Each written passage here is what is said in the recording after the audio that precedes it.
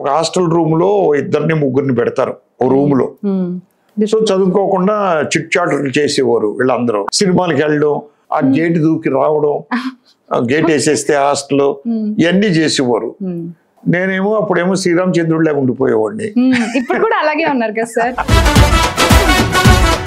మీరు ఒకవేళ ఒక ఫుడ్ లైఫ్ లాంగ్ తినాలంటే ఏ ఫుడ్ తింటారు? చెప్పాను వెజిటేరియన్. నేను వెజిటేరియన్ లో ఏదైనా తింటాను. నేను కాకరకాయ తింటారా లైఫ్ లాంగ్? నిన్నే తిన్నానండి మా ఇంట్లో. మీరు చెప్పిన మాటలు బట్టి మీరు పెద్ద ఫుడీ కాదని, కొంచెం అడ్జస్ట్ చేసుకొని ఫుడ్ ఎలా ఉన్నా తింటారని అర్థమైంది.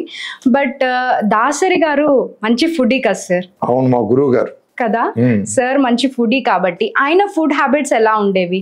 ఆకలిస్తే ఇమీడియట్లీ ఫుడ్ తినేస్తాడు, ఆగడండి ఆయన. తెప్పించుకు తినేస్తాడు. మంచి ఫుడ్ ఎప్పుడు తింటాడు ఆయన. స్వీట్లు ఎక్కువ తింటారు. బట్ ఆయన దగ్గర ఉన్న ఇంకొక లక్షణం ఏంటంటే అవతల వాళ్ళు ప్రాణం తీస్తాడు. ఆయన తినేటప్పుడు వాళ్ళు కూడా తినాలి అని కూర్చోబెట్టి ఆయన టేబుల్ మీద ఆయన భోజనం చేస్తూ 10 మంది తినాలి. లేదు సార్ ఇంటికి వెళ్తా, రావా ఇంటికి వెళ్ళడం ఏంట్రా, ముందు తిని తర్వాత. సార్ లేదండి నేను చేసి వచ్చినా కొద్దిగా తినవా ఎక్కడ కూర్చో. సో అలా మీరు ఇబ్బంది పడి ఎప్పుడైనా తిన్నారా సార్? చాలా సార్లు స్వీట్లు హాట్లు అన్ని ఆయనతో పాటు మేము ఈక్వల్ గా తినేవాళ్ళం అండి. ఈక్వల్ గా పెడతాడు అందరికి.